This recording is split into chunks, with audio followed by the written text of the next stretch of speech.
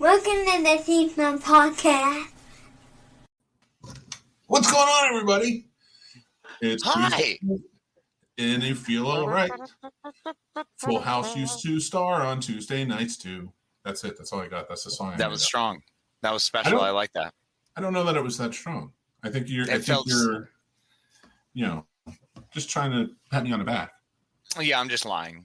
I'm just trying to be nice, but obviously it didn't work. So, we'll just move on to logic. That was terrible. And I don't know why you would bother doing that. You've embarrassed both of us. You've brought shame upon your house, and you live with dishonor. Wouldn't be the first time. Good evening, everybody. Welcome to the Scene Snobs podcast, everybody. I'm Mick Manhattan, of course. And I am Casey the Madman Plot. Pleasure to join. And we're here again on a Tuesday night. And if you're listening to this afterwards on any one of those podcasting platforms or on our YouTube channel watching this, we're here every week. We are. And we got very exciting news, dude. I mean, we do. What's our new exciting? We're 2 weeks away from our 2-year anniversary. Ooh, my goodness. Well, it's all a testament to your incredible work and thick-headedness. Thank you. I don't get enough credit. You don't, for being so stubborn and just a bull and just getting the job done, by gum. It's about time somebody recognized me for what I am. You are Manhattan. I'm a international media conglomerate mogul. Onto yourself. And onto myself. Now, anyway, anybody who watches the Scene Snobs podcast knows that we are wacky and dumb and sometimes fun. And we're here tonight. Yeah, just a little bit. We're here tonight because we're going to talk about some very fun things with a very fun guest. But before we get to him, who is in the green room, and I can see him right now, with a very sexy beard on him. So stay tuned, ladies and gentlemen, especially you ladies out there. Yeah, because he is going to raise the heat, if you know what I mean. He's bringing the thunder down under in his pants. That's true. We built him up so much, but we do have some of you watching. Oh, is this 20? Yes. Yes. I hope this is 20. It is. And I missed Michelle Tanner. You did. You did. She's in the closet right there. That's the first time I got that right. I pointed to the right side, Casey. Congratulations. No, I just did it. I'm so excited for you. It's all right, though. But you got it right the first time. And you know what? Let's just stop there. But I got it right. Victory. I went to point at you, and I pointed at the closet, and I got that right. And then I went to point at you, and you're on the same side as the closet. I don't know why I went the other way with it. Because your brain's doing weird stuff. I failed. Anyway, how you doing, buddy? What's new this week? I'm doing very well. It's been a fantastic week of work and really not much play, and that's about it. That's about everything I've had going on. That's pretty much been it. I did watch The Green Knight finally, which was great. Oh, how was it? Fantastic. Absolutely fell in love with it. One of the best Arthurian tales I've seen in a long time that managed to play with more traditional styles while getting that. So getting that story across. Yeah. Buddy. I did want to check it out. I've read the story, the old poem. And I did want to check out the movie because I do like Dev Patel. Yeah, Dev Patel's fantastic in it. And I'm familiar. I really liked the poem. It was one of my favorite Arthurian tales, way better than Lamort to Arthur. And so, yeah, they did it justice. I enjoyed it. It's going to be artsy, but it wasn't so artsy that it took away from the actual story. And I think that's really important because if you don't, there's, the field in England, definitely went too artsy and just lost the freaking thread completely. So, well, I wonder, do you like Arthurian literature and things like that? Mostly because you're from Connecticut. Well, of course, the Connecticut Yankee and King Arthur's Court. That's like one of the three things we had. We have Hartford Whalers and Mark Twain, and then Colt. But we don't really talk about the guns part anymore. It's very fair. Actually, I was on TikTok. Now we talk more like the Edith Wharton estate. I was on TikTok and I can't remember where it was, but it was in Connecticut, and I wanted to ask you. It's called the Cork and Wand, Harry Potter type place. No, not familiar. Definitely not called the Cork and Wand because I typed that in and it didn't work. I'm glad that's what you just came up with, though. That's fantastic. It's like a coffee house, but it's like, but they also have like tons of stuff you can do or buy that's like Harry Potter themed. Mm-hmm. And it looks like an old Harry Potter type place to go to, and it's in Connecticut. I will find out, and I'm going to ask you about it some more because it's. I just want you to know there are like a lot of people in Connecticut. So no, I know, and there's like a lot of places. No, I wanted I'm not to going to know know how everything close. about Connecticut.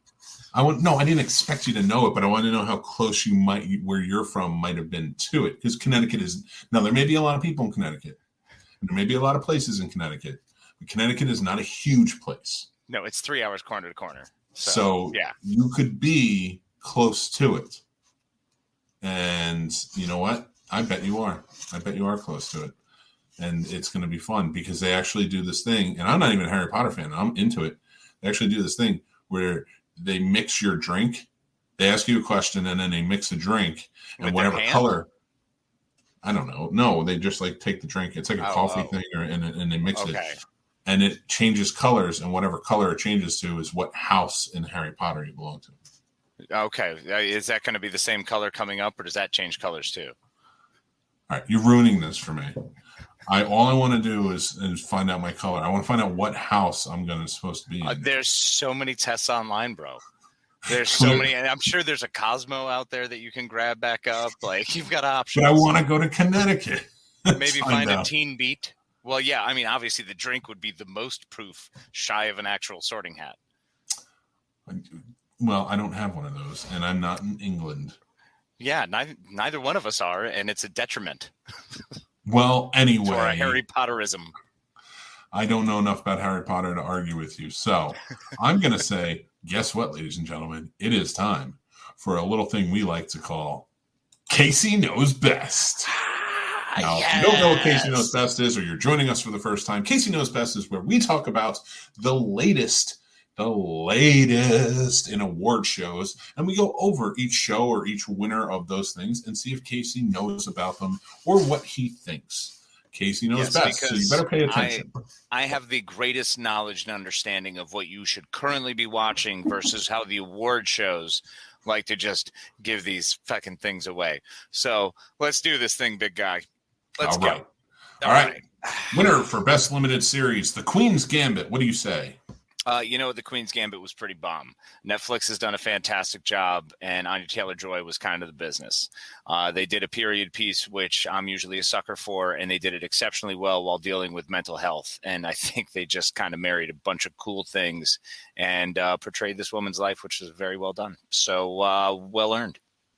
So you think everybody should watch it? Everyone should watch this. Okay.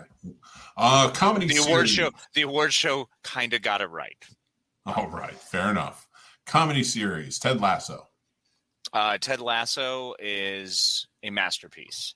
I think it is Bill Lawrence's Opus Dei. I think it is one of the most fantastic pieces of television, and especially at the time that we're all going through.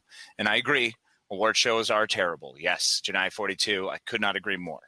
But I think they nailed it again with Ted Lasso. It's perfect. Everyone should watch it. If you're not watching it, you're probably like part of your soul is missing something and you don't know what it is. It's in fact Ted Lasso. All right. We're going to motor through the rest of these because we have poor Kingsley sitting in the green room. Yes, and I want to bring him in. Drama series, The Crown. Yeah, you should watch it if you want to be like bored and get confused a lot, but you want to hear British people talk. Check it out. Variety special, pre-recorded, Hamilton. Well, I mean, it's fucking Hamilton. If you don't have a goddamn soul, then yeah, I guess just fucking move along, Chief. But Hamilton's fantastic. Lead actor in a drama, Josh O'Connor, The Crown. Yeah, go with it. Boring, whatever. Lead actress drama, Olivia Colman, The Crown. Yeah, she's a fucking amazing actress. Still boring. Go with it. All right. Lead actor in limited series TV shows, Ewan McGregor, Halston. It's Ewan fucking McGregor. It's fucking Obi-Wan playing a fashion designer. He's glorious. Check that shit out. Can't go wrong there. Lead actress, limited series and TV movie, Kate Winslet, Mayor of Easttown. Mayor of Easttown is fantastic. I personally haven't seen it yet, but everything I've heard is wonderful. The previews look really cool, so I can't wait to settle in and slice that up. So definitely check it out. So you recommend that? I highly recommend it. Okay. I'll go with the flow because everyone else seems pretty hip to that one. All right. I'm going to skip the writers and directors. As much as we love them, I'm going to say competition series, RuPaul's Drag Race. Yeah, I mean, it's RuPaul's Drag Race. It's either that America's Next Top Model moving along. Jason Sudeikis, Ted Lasso, lead actor, comedy. Yeah, he's fantastic. Ted Lasso is probably one of the greatest television series you'll ever invest in your entire life. So if you haven't yet, please check it out. Lead actress, comedy, Jean Smart and Hacks. Yeah, Hacks is, I guess, supposedly funny. I don't fucking care. It's one of those AMC shows or Peacock. No. That's an HBO Max show. Oh, it's an HBO Max show. Sorry. But a lot of people have said it's great. That's wonderful. Yeah. The flight attendant apparently is great, too. There's a lot of these that are out there floating around that are fantastic. Haven't seen them yet. Got other shit to do. Jesus. I did like Hacks personally. I got to fucking prep for Dune, bro. Do you know how much effort that takes? Not to mention with Star Trek week, I had to do nothing but watch Star Trek. You think I'm going to interrupt that with more comedy shows, whatever? And Brooklyn Nine-Nine just fucking ended. So, I'm a little hurt. I have to recover. Yeah, so I need some, it's beautiful. Carrying on. I'm going to bail on this. What? But we didn't get to the John Oliver part. I didn't even get to tell you how fucking awesome Last Week Tonight is. And if you're not watching it, that was the very next one too. It's the most brilliant satirical political conversation about news and things that are informative, while also giving you a bit of a reality check, while trying to make you laugh because some of the information is fucking terrifying. So check it out. All right, I am going to bail on it though. Let's fucking eject and let's get to our boy. I'm only going to say this: Brett Goldstein and Hannah Waddingham for Ted Lasso. Love it. Because Ted Lasso is one of the greatest shows on television. I'm going to bring our guest in, and then we're going to talk about a few things. We have a few things on the docket tonight. Let's see if he is ready. But we're going to welcome him anyway to our good friend and the man who runs Main Street Cinema. You better be aware. That is Mr. Kingsley Jefferson. Kingsley! Oh my God, where'd he go? I'm right here. Hey, what's going on, guys? How are you guys doing? Sir. I miss. Yeah. How's it going, guys? Thank you for having me. You have enough light? Dude. I'm blinding myself here. You do. You look fantastic. Jeez, I try to keep that ghoulish blue is what I'm going for all the time. Now I know what those makeup pad things are for the shininess. I can see myself glistening on the screen here. It looks good. Well, it's delightful. It's your jovial, joyous nature that just radiates. That's all. Yes. While I can remember, I would like to piggyback and say, watch Ted Lasso. It's the only reason I care about the Emmys on Sunday. Mm-hmm. All of the wins were the best. And that's it. It's a genius show. Get Apple TV or find it from one of your friends that has an iPhone. Everyone gets it for free. Hacks is okay. Flight Attendant's better. All right, exactly. Boom. There it is. Comedies. Yeah, I absolutely adore that show, and everybody should watch it. I agree with both of you. I will say this though, we did get one thing I want to get into. Well, first, I would rather talk about Kingsley because it's better than talking about this. So Kingsley, tell us a little bit about yourself. Tell us. I want you to tell us about yourself. Tell us about Main Street Cinema. And I want you to give us a movie recommendation for Halloween. I want something that comes from like the vault. I don't want Halloween. I don't want Friday the 13th. I don't want any of that stuff. I want something from the vault, something you've seen that you're like, everybody needs to watch. Okay. We may have to come back to that. I have many in the vault in my head, but we'll come back to that one. First, Kingsley Jefferson, from New York, did military service, Air Force, served in Afghanistan. Hey, I didn't run in a marathon or anything because I don't do that kind of stuff. That's crazy to me. Growing up in New York, I worked at a movie theater with a few friends. Just so happens that you develop love for pop culture, movies, TV. And one of those friends, my main co-host, James, just happens to be someone who worked there with me. And the theater we worked at was called Main Street Cinema. So we decided to call ourselves the Main Street Cinema Boys. Sometimes we drop the boys because there's girls on. But, boys, girls, at this point, it's you can say whatever. So we'll just go. Whatever. Yeah, we'll just the go Main Street Cinema Gang. we just the Gang gang. could be the wrong connotation. Let's just be careful. I'm just saying, we might want to consider it. Main Street It's all good. we could be a gaggle. I don't know. We need Hooligans. Unless it's myself and another, then it's not a gaggle. Then it's more of a duo. Right. Right now we're up and running on Main Street Cinema, boys. It is everything all at once because we're throwing everything at the board. We're in podcast form, we're in YouTube form, we write chat. We got some writers that posted things separately. But really the main goal of what we try to do is tell you if it's worth your time, because we waste a lot of our time watching almost everything. I mean, I know I have my catalog on what I watch daily plus weekly, like shows, which ones are airing now, plus the ones in stream, plus the movies. You got to fit a lot in there, So I just try to tell you whether you should catch it, wait for it, whether it's something's free, you're going to pay for it, or if it's just not worth your time, period. But there's usually within every genre someone who might be interested, and even something that I'm saying, don't watch this. So those are really rare. I try to go, this movie is a little off the wall, but I bet I know 7 of you that'll really enjoy this thing.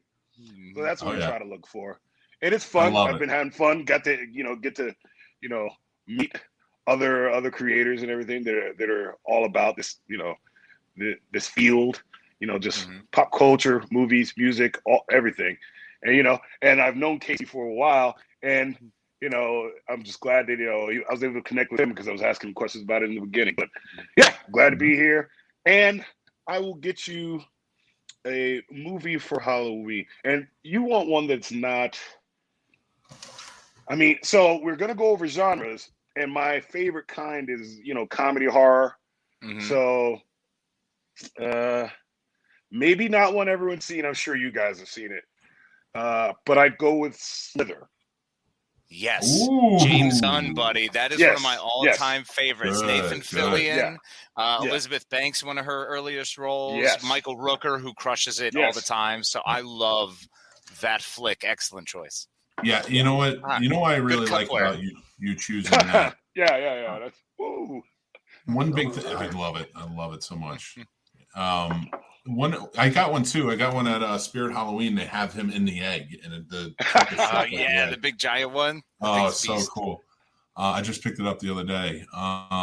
But to go back to Slither, it's a movie that I think I've never heard anybody say they don't like it, especially if they're in horror.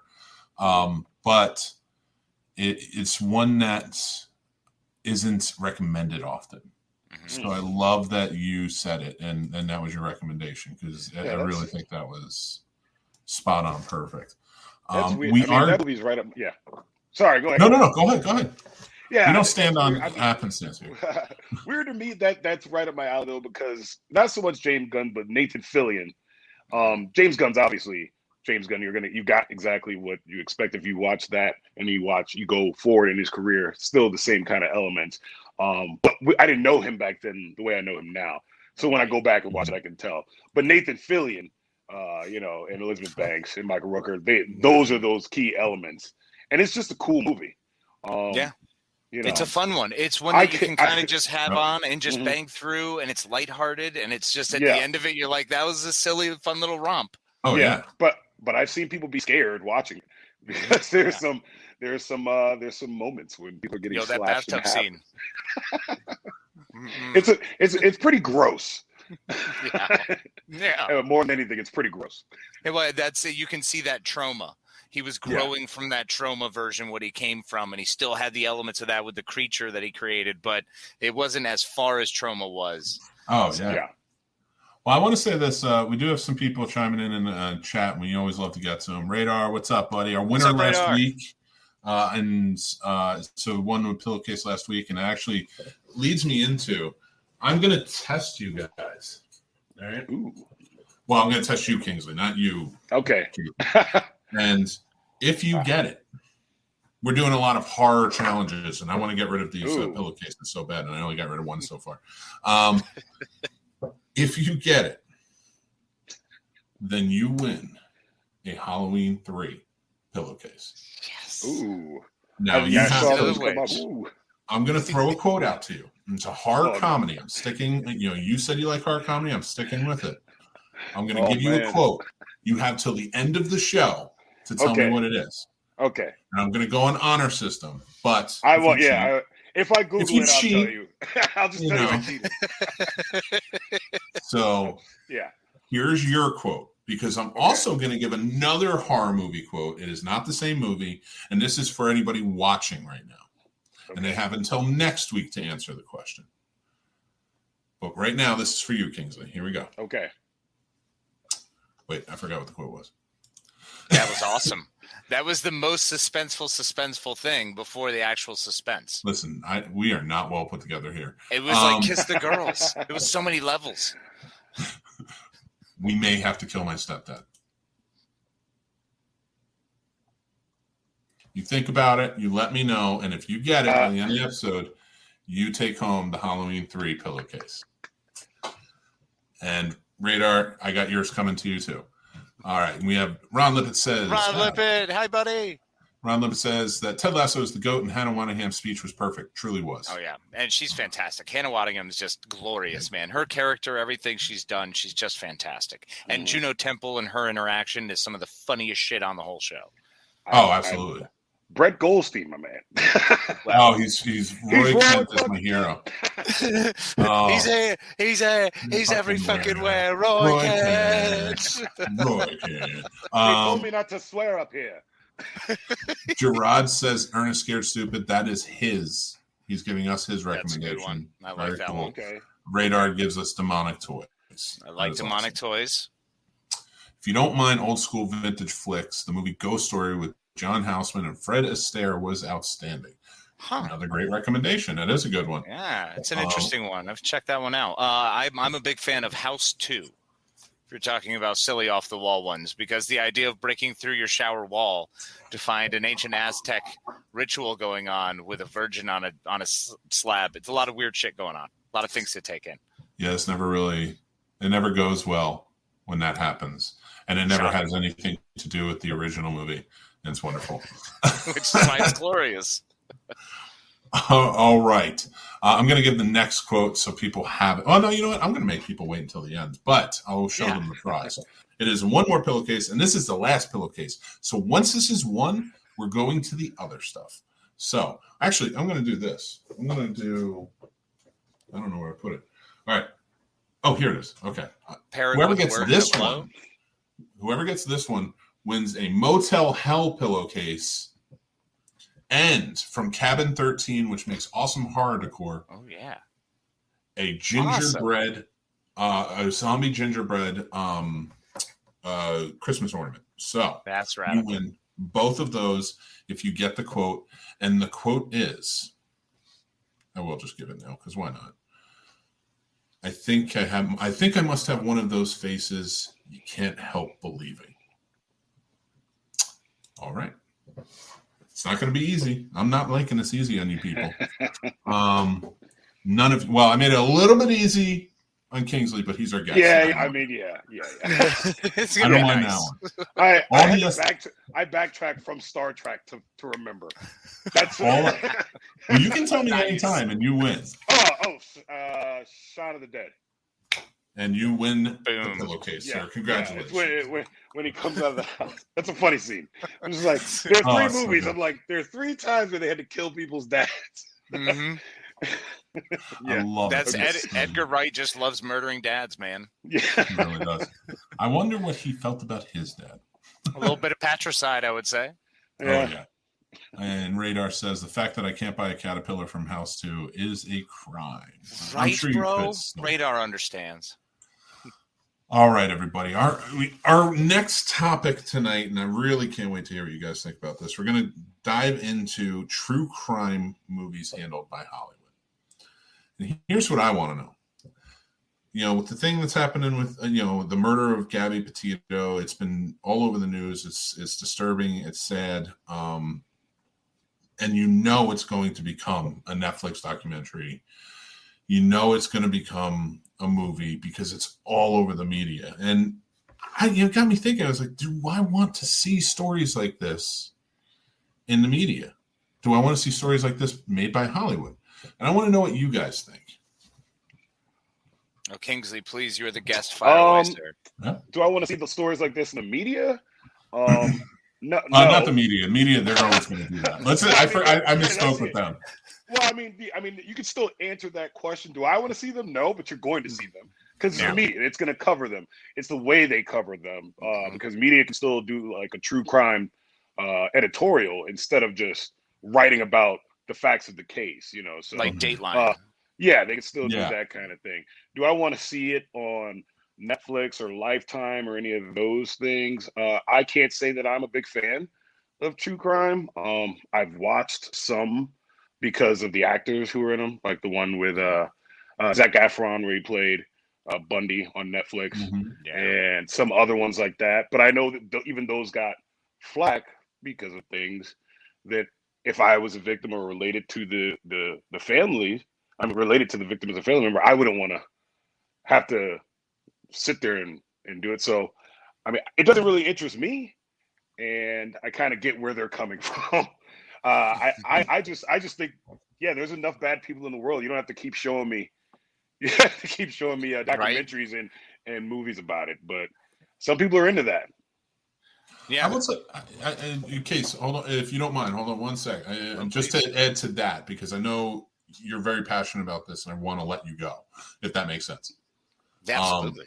And I love your rants. So, well, my big feeling on it is, first of all, when it comes to Hollywood and movies, I'd rather see something original than something, or even if you're taking like ripped from the headline sort of thing, like something like Wes Craven did with Nightmare on Elm Street.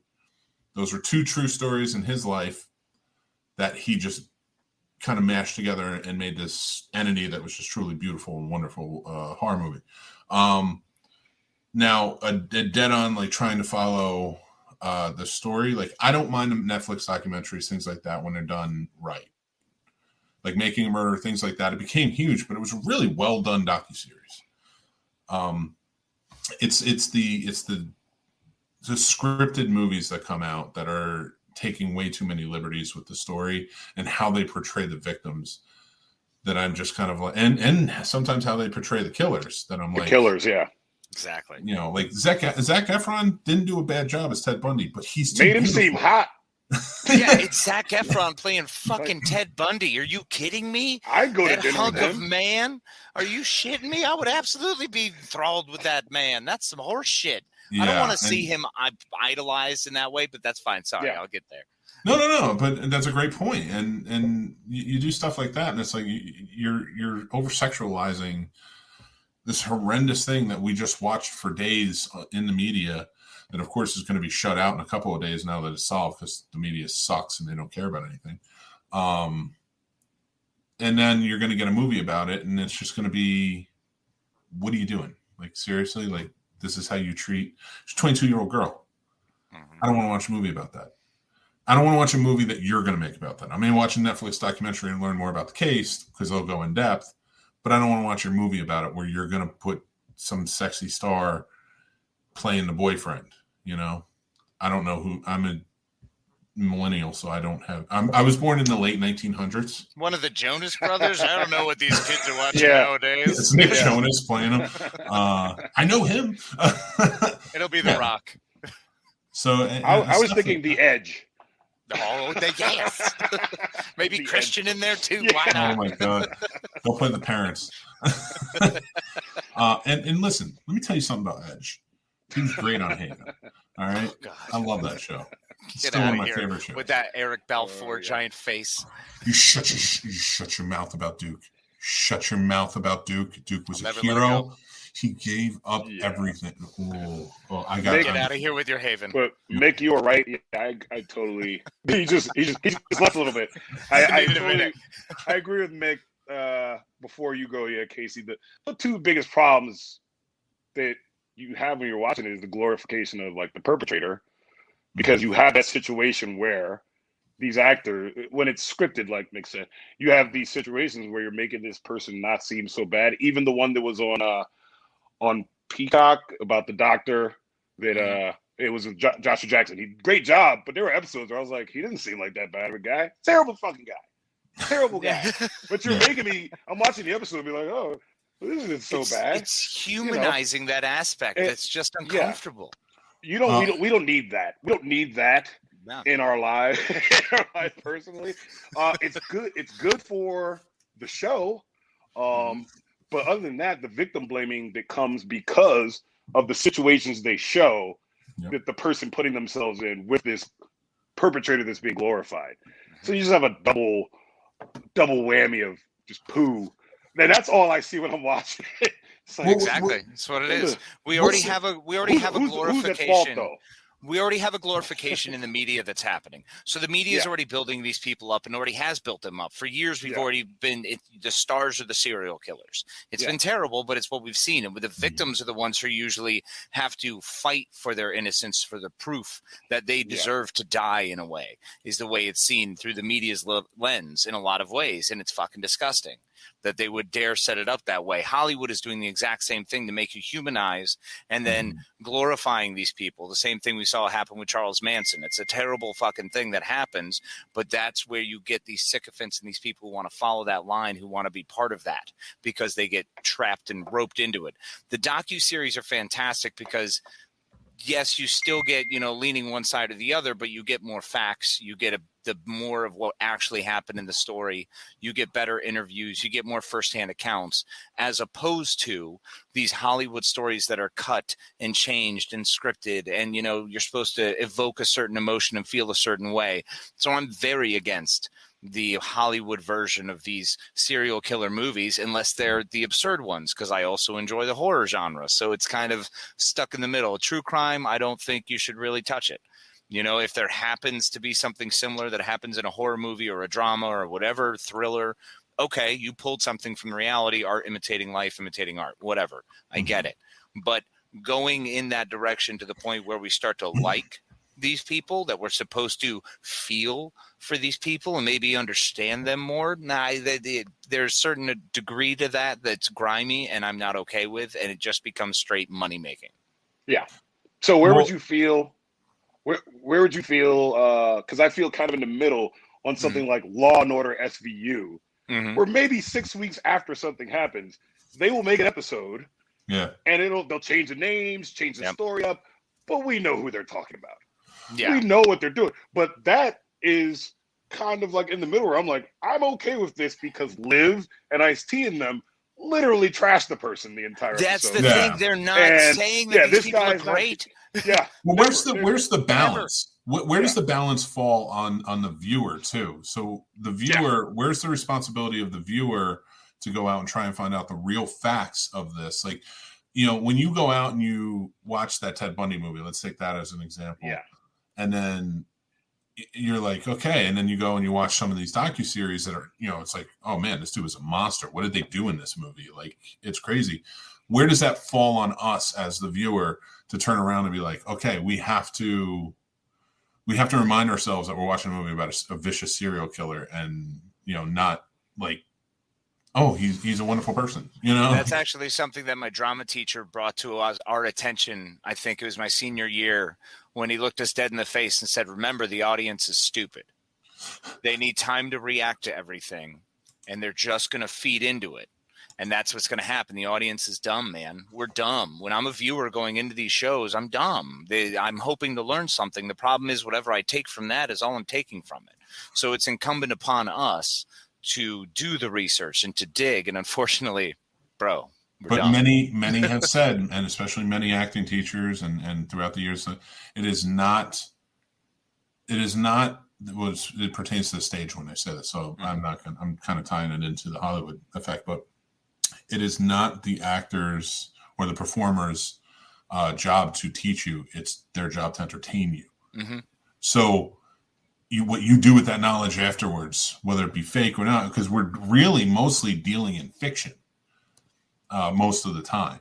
So when we get something where Hollywood takes its liberties and says, all right, we're going to put this in here. Like, look at The Strangers. A terrifying movie based on a true story. Yeah. And you look back and it was like some chick knocked on this guy's door when he was a kid. Yeah.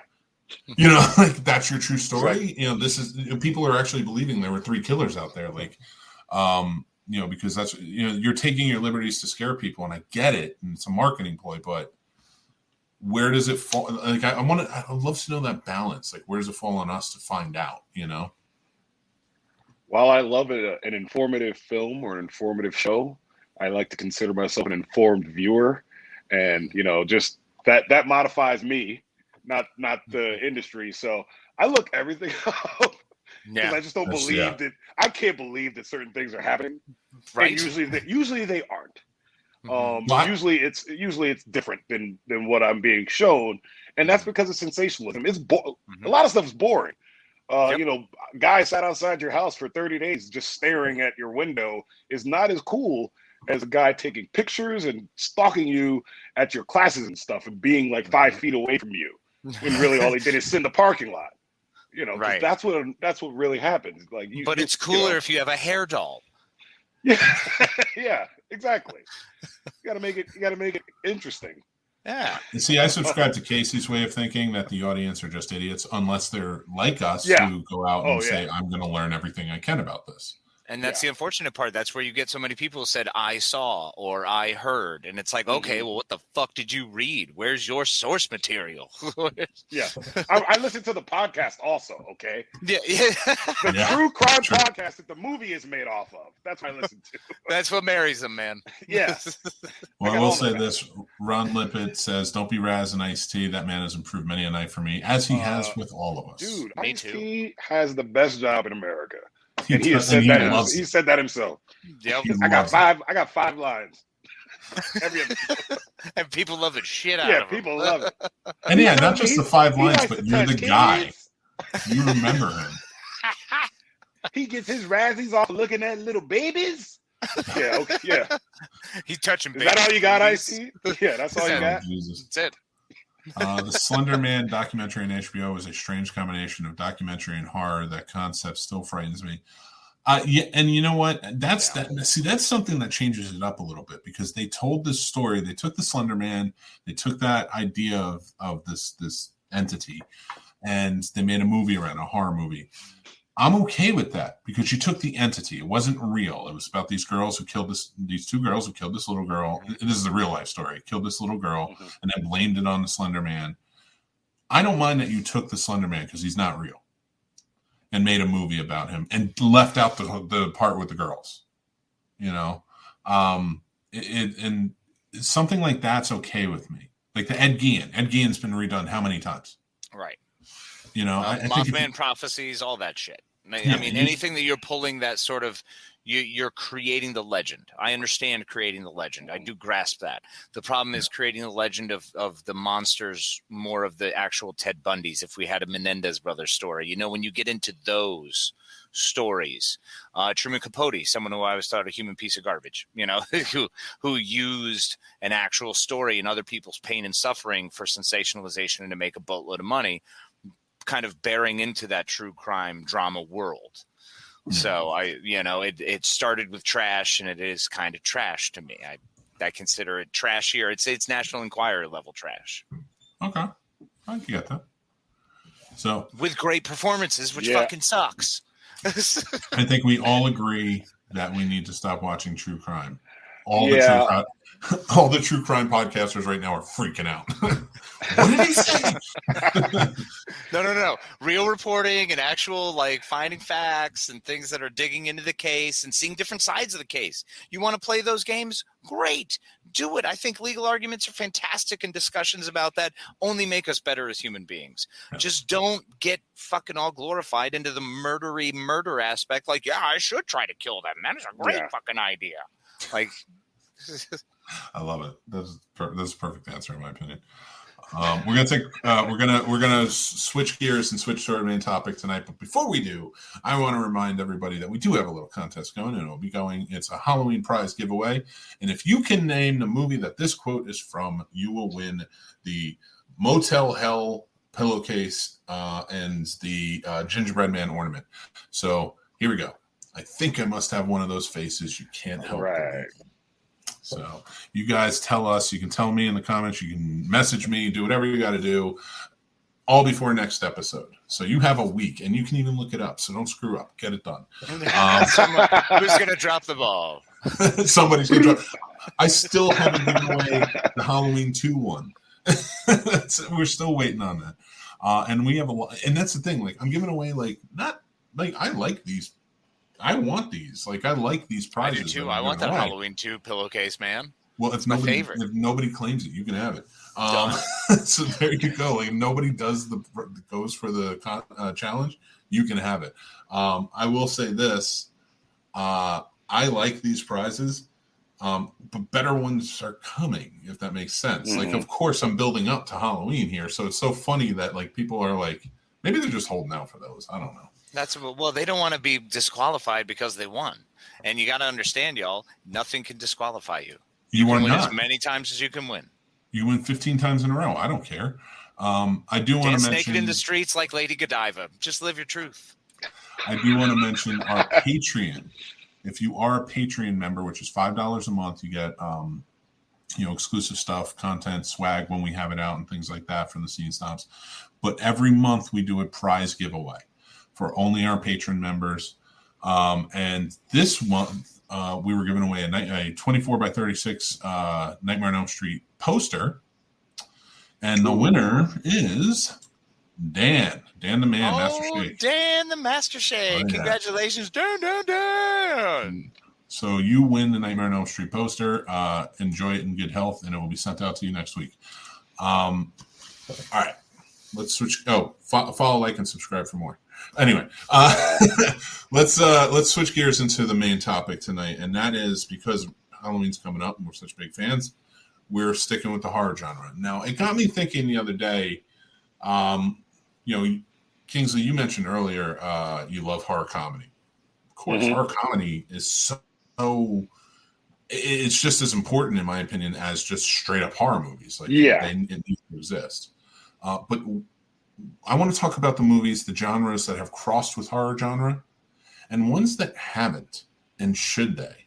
How do we feel about these? Mm-hmm. So I'm gonna put it up to you guys. Let's talk about it a little bit, and I want to know what you think about those cross genres. Kingsley, please, sir, you have the floor. So I was thinking about the genre, like the cross genres, and I was really trying to think about the ones that didn't, and I started getting into like a mental jujitsu contest. And I was starting to make up movies that were romantic horror comedy or like romantic horrors. Something like Only Lovers Left Alive, which is Jarmusch. It's a horror romance. Yeah. But it's, so it's been done. Let the right one in. Kind of did that too. Really fun twist on that. Have you ever seen The Hunger? Ooh, yeah. Yes. It's a Tony Scott movie with David Bowie, everybody. If you haven't seen it, go check it out. It's really good. Psychological horror. You could think science fiction horror. I mean, that goes back to us being kids with Alien. Alien, like, Event Horizon really took it and movies, just threw it. Sci-fi horror.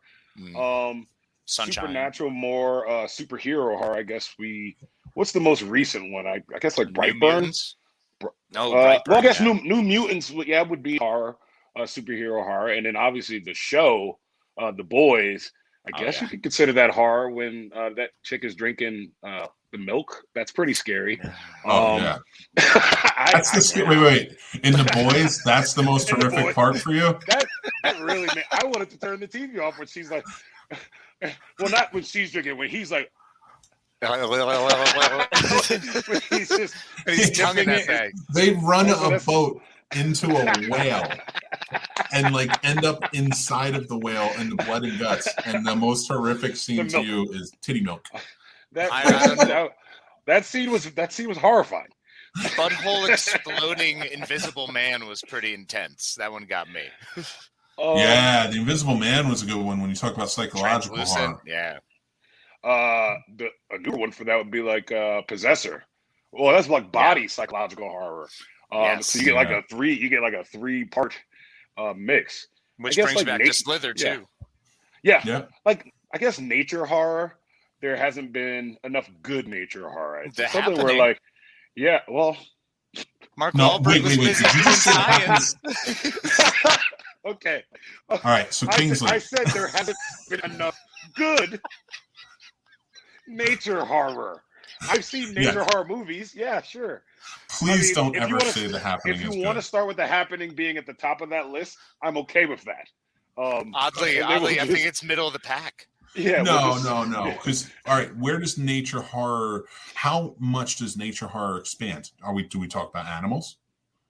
Because there's lots of good nature horror animals movies. What about Squirm? Evil Dead. I mean, there's a tree that rapes a lady. No, So yeah, it no, can't no, be no, a no, no. supernatural Nature anime. That It is needs not to be like that's it needs to be like like plants and the ground and stuff like that. Like non-supernatural nature. Swamp Thing? That's not that's supernatural though. Oh, fair, yeah. So like technically alligators. no. Wait, Technically that's science. I mean, Technically it's science because it's not. He was turned by a formula, so we can kind of err on the side of science with that one. Let's just say COVID did it. That's clearly what happened. Okay, well then, where do you land up with like Outbreak and Contagion and those kinds of movies? Those are psychological thrillers for me. Okay. Which are still Those aren't horror movies. tears on the horror side, Like but Lake Placid.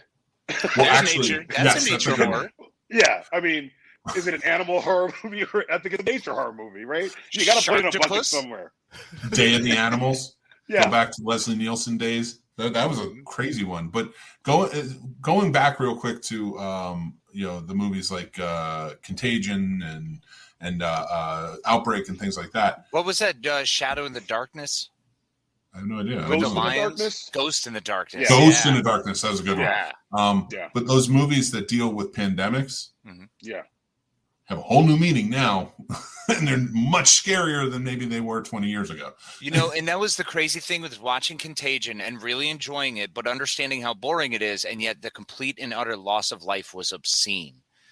So like you're watching something that's way more horrific than some dude in a mask running around killing a bunch of slutty teenagers. No one gives a shit. This is something killing millions of people, and it's not as scary. It's kind of like, man, I'm desensitized, whatever. Of course society will break down. We're shit, whatever. Would it be scarier now? If it just came out now, if it was a new concept now, and we've just been through everything we've been through and still going through, would it be a scarier event or scarier movie now because things have changed? Now, terrorist movies weren't scary in the 90s, but they were a lot scarier after 9/11. So I wonder if living through those events, going back and rewatching, a movie like Contagion or Outbreak now, you're like, holy shit, this is horrifying. How accurate it is and everything we've been through now that we know. I wonder if there was a disconnect when we first watched them, and it's like all that loss of life in the movie. You're like, oh yeah, but they're going to figure out how to change it. And now you watch it and you're like, yeah, shit, we just went through that. Like, it's so crazy to me because you don't get that with slashers. You don't get that with other movies unless, like, you have been attacked by a slasher or you have been attacked by a home invasion or something. But that is a very small, more personal thing. Like, this was an epic scale. I think from what I got back from feedback from followers and friends over the last year is that it definitely was scarier. It was just more about the unknowing, and they were like, wow, this is happening now.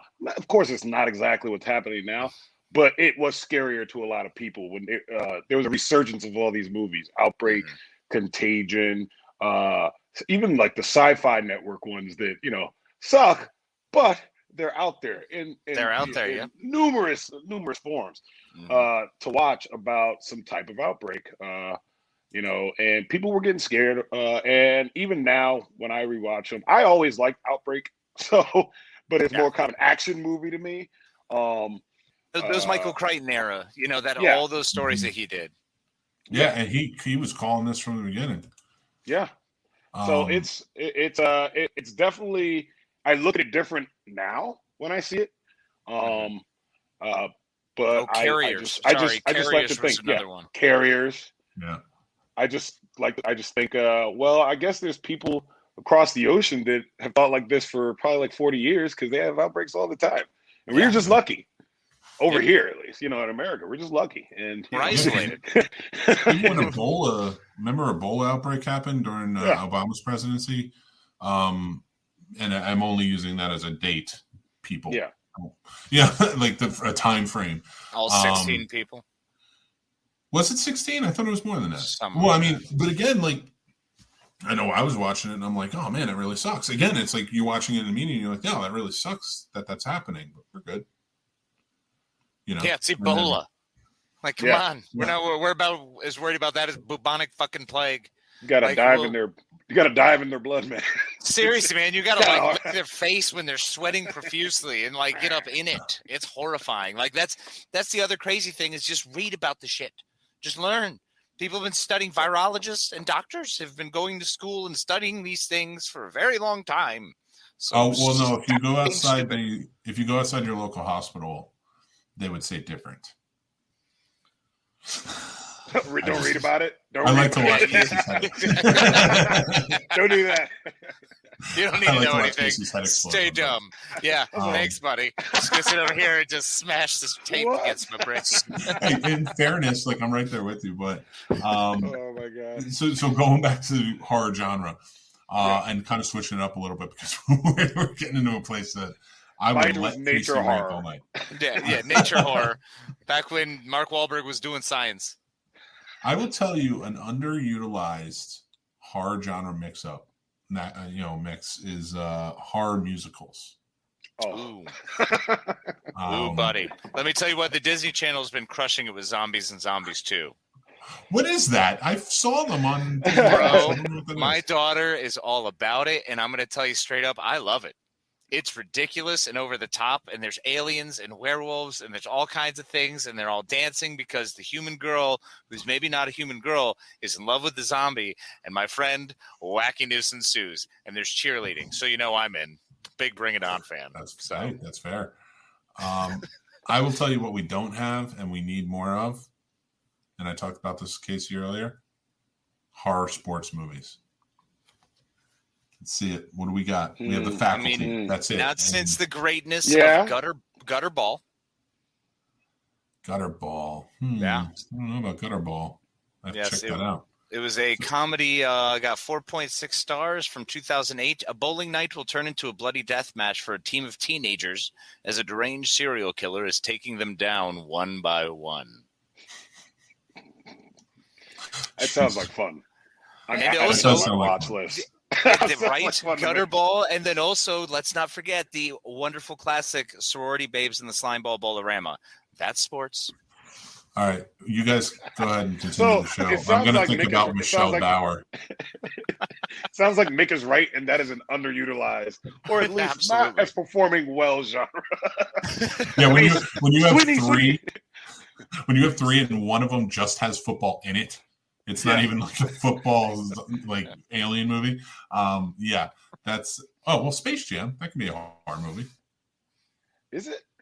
No. Yeah, I'm scared of it. Yeah, scared to put it on.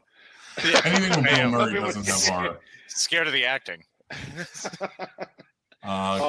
Radar says fave Disney Halloween movie is Halloween Town was righteous. Those were great back in the day. Yeah, I love those. I love those kiddie movies. Those are fun. I think there's a bigger genre there. They could use more of the Hocus Pocus style of movies or the Halloween Town story. There are a lot, but we do need more. They suck. I think kids need to be indoctrinated. I have to watch all of them. Yeah, no, they don't all they're suck. not great. Monster Squad? Really? Okay, Monster Squad's great, but my daughter won't watch Monster Squad yet. She's still scared. The Goosebumps movies? Yeah, still scared. I don't know. Yeah, see, I'm stuck, bro. I've got this crappy year where I'm like, because she's ready and she keeps trying, but then we start and she's like, I'm not ready. And I'm like, you may have to think about the very real possibility that she might not be a horror fan. Yeah, that's just not possible. We're gonna have to Clockwork Orange this. Yeah, that's not an option. Just make her watch Underworld, and then from Underworld you can edge in like actual horror. I'm gonna try to work in like Pride, Prejudice, and Zombies, because I think that Victorian era of scary movies has not been used enough. I love that. I was wondering. No, I was trying to classify that. Is that It's a period tough one. piece horror? Is it young adult horror? Because it's not drama horror. Because drama horror would be more serious. No, I think you would consider it young adult. Young adult and possibly comedy and horror. Period piece. It fits in. I mean, same with Abraham Lincoln Vampire Hunter. That fits in all of those categories. That is a comedy. You know what? Funny how bad it I'm is. laughing. This goes for all genres. You know what I'm good with and never needs to be done again? Anything from the Victorian era. Bro. I hate the Victorian era. Little Women and Zombies? I'm cool with Sherlock Holmes. That's it. Okay. That's it. Right. But they can get boring too sometimes. Isn't Bridgerton in that era? Yes, it is. And there's a lot of humping. Queen Victoria. Yeah. Well, that's a softcore porn. So if you need that in your life. And if one person murdered someone else, it could be a horror movie. Yeah. Don't take it away from us. We know it's softcore and we're good with it. Yeah. We're Skinemax kids. I also find eras before that era where people were faced with death a lot earlier and a lot more often more interesting. More of a sword and sandal type period piece guy. Right. No, and I completely understand that because you were literally walking around and you could have eaten the wrong thing back in those days and you're fucking dead. So and you could have gotten a scratch and it's infected and you're dead. Like everything killed you. Yeah. Life killed you. So you were like 5 seconds from becoming a slave at all times back then. Just by accidentally leaving your village and just stumbling upon some random person. That's what happened. You had to like really before civilization. Yeah, right. Yeah. Here I say, yes, before the proper people came about and began to, colonize. Give them credit where they're due. Idiots, man. We went from. I still say the Afrikaans were the worst, but that's just me. You brought up the Victorian era. Hey, Lethal Weapon 2 had some issues. All right, they brought up some surface things. Oh my gosh! All right, hear me out. Yeah. I don't know if this is a good thing to say or not, but I'm going to go for it. Yeah. A zombie movie that takes place during, like, pre-Civil War in the colonies, where black people find a zombie, and that's how they start getting their getting their revenge. What do you guys think? That could be interesting. I think it'd be interesting, and it's funny. I believe that is like almost 80% of what Misha Green was pitching as the second season of Lovecraft Country to HBO was going to be set in that era. And I believe there would be two nations, and the zombie portion would be, I think, more so white people, and then the black people would be on the other side. And obviously, there was only like 2 paragraphs of fleshed out, but that was her pitch, and that is why HBO was like, "You need to go." That's crappy. They're like, we're not doing it. They were like, "We're not doing it." But that's an idea that there was just pitched. Yeah. Because that would have been amazing. Because but that's what Cthulhu did. He zombified all of them. So that makes sense. It fits. It's H.P. Lovecraft Country. God. We were watching Loki, and my wife goes, "Oh, he's from Jonathan Banks. Banks, right? Is the last name? Jonathan Majors. Yeah. Majors. I don't know why I thought Banks. Jonathan Majors playing Kang. And she sees him. She goes, "Oh, he's in Lovecraft Country. I love that show. When's it coming back?" And I was like, "I don't know how to tell you this, but it was canceled." And she was fucking furious. And I was like, "I don't blame you." I was like, HBO not only did that, but they also took the best rendition of Watchmen away from me. Yeah. I wanted a season 2 so bad. They completed that story, but I'm one of the ones that was in the fan pages going, the story's done. Don't. It's good. It's done. You don't have to do anything else. Watchmen, I was like, Watchmen, I could see them continuing, but I still thought it was done. Lovecraft Country, I was like, there is nothing unless they invent a whole new. They'd have to jump years and just have a new cast, or it'd be an anthology thing like American Horror Story. And I don't want it to be that. I want that perfect season to come out and go. They had a book, and now they don't. And if I've learned anything from HBO, when they run out of material, sometimes things don't go well. So Yeah, They just they're turn out the very one and lights. done. yeah, They don't love seasons. Like Curb Your Enthusiasm, yeah, sure. Like you can have 52 seasons. But See, I'm okay with that because BBC does that. If you have 2-3 seasons to tell your story, tell the story and then carry on. The idea of extending Lost because they wanted to do more because the money-making endeavor, well, it wound up into a goat fuck where it just went inside of itself. You got to be careful with that because you lose the thread and then you lose the point of the story and what inspired you to watch in the first place. I agree, but here's my thinking on this though. If I hate when studios come to you and say, hey, this was a huge hit. We're winning awards, lots of viewers, make another season, make it happen. And then if the writers are saying source material, we told the whole thing, the story's over, and they force it, then it's going to be bad. But if the creators and the writers behind it step up and say, hey, we have an idea for season 2, and this was a mega hit, and they turn around and say, nah, we want source material. It's like you're not giving creators creativity, room for creativity, and if it's creator driven, it's probably going to be good. Perfect example: Breaking Bad. Ted Lasso. When you give creators the room to just create, you're going to get something good. Or like Radar says, GOT. they need that GOT money. Yeah, They wouldn't need it if people watch his Dark Materials. True. But you guys don't want to watch one of the best shows out there right now. No, I do. What is that? Is that the stupid compass with the panda that's got the armor? Whatever. I do. They took the books and they just drew it out. They're like, here's my ending problem next year, but they're not going beyond what the books are doing. So they just drew fair. it out. Okay. Here's my problem. That's smart. I go on HBO Max. I click on the show I want to watch. I click on the episode I want to watch. And then it goes blank and then goes back out to my, for some reason, they don't want to play anything on that stupid app. Have you tried paying your bill? Fuck you. I'm all paid up. I was gonna go lighter than that, but I was like, Casey, it's just all right. Hit the hard ones, buddy. Yeah, man.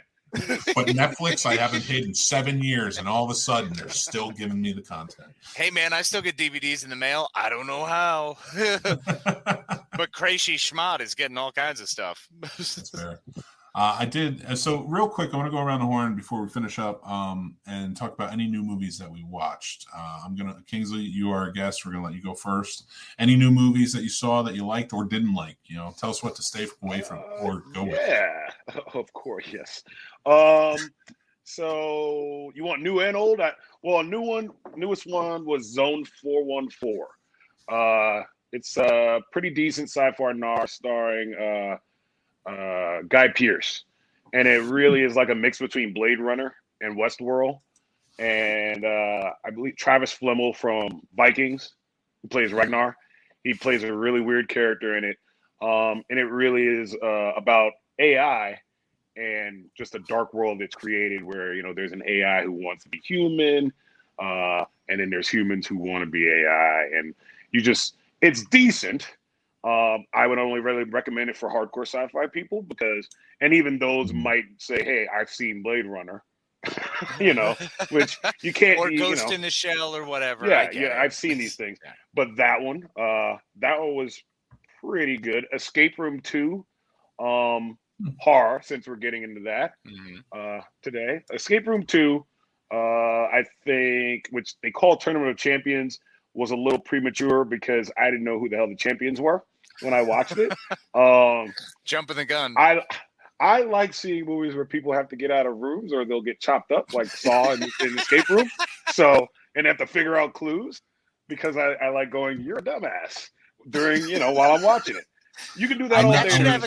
That should have its own category for horror movies, as mocking movies, the ones you can mock the fuckers at. Yeah. I'm gonna cut you off real quick and just say I've been typing in everything you've been recommending so I can get it together. And I thought you said, oh god, I thought you said Escape from 2.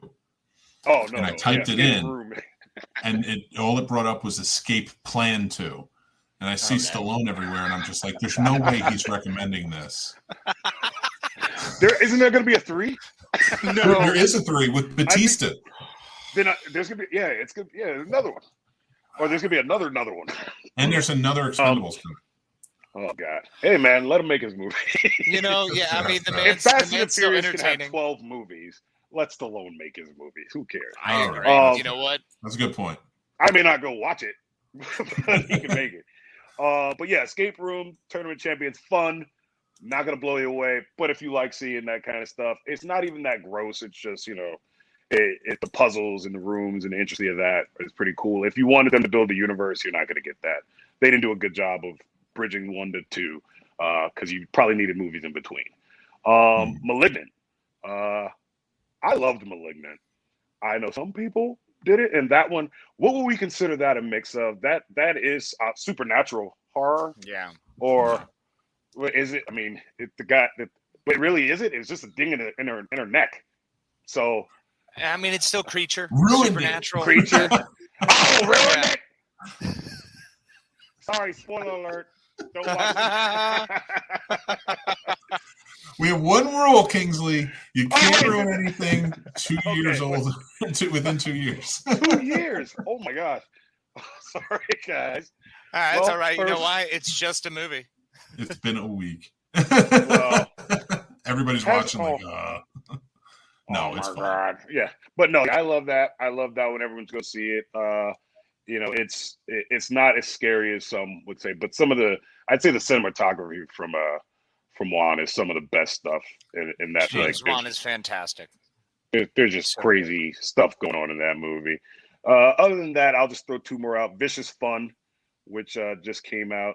All it is a movie about a meeting between serial killers, and someone stumbles into this meeting and has to figure his way out of being murdered by these serial killers. Amazing. Doesn't that sound fun? That sounds amazing. It's a comedy drama, so it's got some folks in it that people might recognize when they go to look at it. Dave Kochner, I know everyone remembers him. So I think that's. Oh, one more. Fried Berry. It is my new. Fried Berry. Check this one out. It is a South African sci-fi horror flick about the abduction of a deadbeat man who is then reinvigorated in life by an alien, but he has to go through some things that lead him to doing some pretty horrific acts. So this one is kind of this one's for the crazy people. This is the Psycho Gorman. Right. This is the Psycho Gorman type recommendation. Nice. If you haven't seen Psycho Gorman either, and Sweet. Those are my that's what I've watched recently. Sweet. I have got How It Ends. So I'm big into my apocalypse stories. I love my apocalypse tales. This one was just a random one that caught my eye. Looked a little offbeat. It's sort of an offbeat, quirky movie. It's got a very big heart.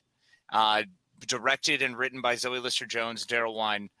Did a fantastic cast, man. The cast is what called me. Whitney Cummings, Tawny Newsome, Olivia Wilde, Finn Wolfhard, Logan Marshall Green, Nick Kroll, Rob Hubel. I mean, just huge names, but people that I love, and they're so funny. And this is one of the coolest end of the world stories because it's about a girl trying to get to a party, but it's done in this very meta way where she's also dealing with her self-trauma and trying to learn self-love in literally the final hours of the earth.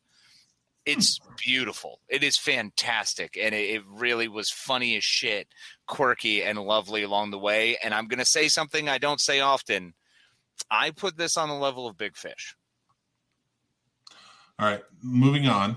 Which is huge because Big Fish is one of my all times, but it's that adventure tale. It's the story that you're going along with. It's the fact that you're being drawn into this tale in this cross section of this person's life. And it was really well done. I think the message that came how it ends. I think the message at the end is really what's nice. Is the happening above or below Big Fish? Okay, well, the happening can be further than the gum on my shoe. So that is just such a miserable. I love Big Fish, man. Big Fish. Albert Finney does such a good job in that. Like the roles that were in that. The story that that Burton brought to us was awesome, and it was fun and it was quirky, and I like that sort of fun quirkiness, but not so far as like Steve Zissou. That can be a step too far. So right. I will say this, and I'm going to bring up Radar's comment because Radar says one of the movies, old movie Cube 2, and he didn't like it, but Candyman. Now, I loved the new Candyman. I just watched it the other night. Thought it was fantastic. I can't say I love good cinematography, especially in a horror movie, and that definitely had it. And had a good original story that connected to the original movie, which I think was a great movie. And another one that I really like, starring Nick Cage, one of my favorites. I mean, if Nick Cage is in a movie, I'm going to recommend it. And that's Prisoners of Coastline. Oh, man, Sophia Boutella. Such a bonkers movie. It is very much an escape from New York, but just bonkers. Like, that's all I can say is bonkers. Can't wait. Oh, my God. So excited. It's on the level of the movies he's been. If anybody knows or has been with us for a while, everybody knows that Mandy is my favorite movie of 2018. Yep. This is such a crazy movie, but I love it. It's a better Unforgiven, in my opinion. Okay. Because that's basically what it is. Like, except like you see the wife get murdered, and I'll go into detail of that on another show. But Mandy is one of my favorites, and Ghosts and everything he's been making since then has been just as crazy. But I love it. Willy's Wonderland is another one I really enjoyed this year. Color Space was great.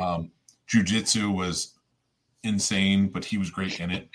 Mom and Dad. He was great in it. That's what I said. Mom and Dad, yes. Yeah, Mom and Dad. I did like it, but it was bad. I get it. I liked it for the very reason of what it was, but I liked him in it. I did not like The Color of Space, but I do understand why people do. It's a stretch. It is. That one went a little farther for me. Where I was just like, I'm just not really into this one. But I do highly recommend Prisoners of Ghostland. So everybody should check that out. Because I said so. Let's check out all of these movies and more, definitely, especially the ones of the indie variety, because we support indie here. Our friend's movie Get Away, or let's say maybe Bloody Summer Camp. There's all kinds of different flicks that our friends have come out with. So check them out. Support local indie artists. Absolutely. We had Hannah Fierman and Ryan James on to talk about their movie. And just so you guys know, you can still go and support them. They're getting ready to film it, or they did start filming yesterday. But they changed it. It's no longer the event surrounding A Peeping Tom. It is called Dark Circles. Okay. So you can go check that out and help out. Go over to the scenesnobs.com, and we have all of them up there. So I want to thank Kingsley. Kingsley, thank you so much for coming on the show tonight. Thank you, guys. It's good being here. Great time. On the recorded version, just bleep out my mistake there. Nah, we'll definitely keep it. We'll add like trumpets around it so Look everyone knows. Yeah. Hey, this moment, it's right fucking now. All the time. I don't edit that well. I can edit that well. I just don't. So when I say I don't, it's not that I lack the capability. I'm just like, oh, this needs to go up. Put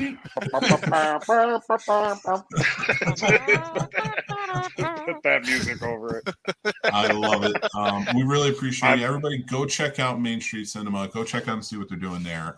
It's a lot of fun. They have the group on Facebook, so go be a part of that as well.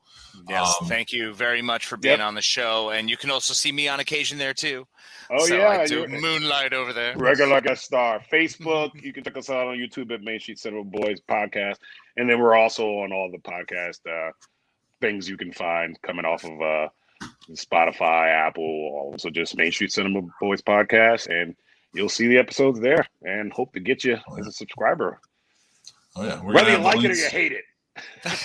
Just join links anyway. Are in the description, so you guys can check it out for sure. So, all right. The madman. Want to say thank you again, my friend, always. I thank you as always. I appreciate it. Good night, everyone, and be kind to each other. Quick announcements real quick. Remember to head over, like, follow, subscribe. That really helps us with the algorithms and getting our name out there more. Remember, we still have the contest going on. The quote, of course, is, I think I must have one of those faces you can't help believing. Tell us and you win prizes. Also, go over to scenesnobs.com. You can follow us with everything there. But just so you guys know, we have our 2-year anniversary coming up in 2 weeks from tonight. We're going to have a lot of guests. It's going to be an extra long episode, so please jump in. You can check us out also every day on Radio Free Hub City. We play at 12 o'clock noon, so you can listen to us on your lunch break, or every Sunday at 12:30 on Untethered Radio channel on Helium Radio Network. It's the Scene Snobs time. So we appreciate you guys definitely supporting us and being there. Congratulations to Dan again for winning the Patreon prize. Thank you all so much, and love you, Len. Take care.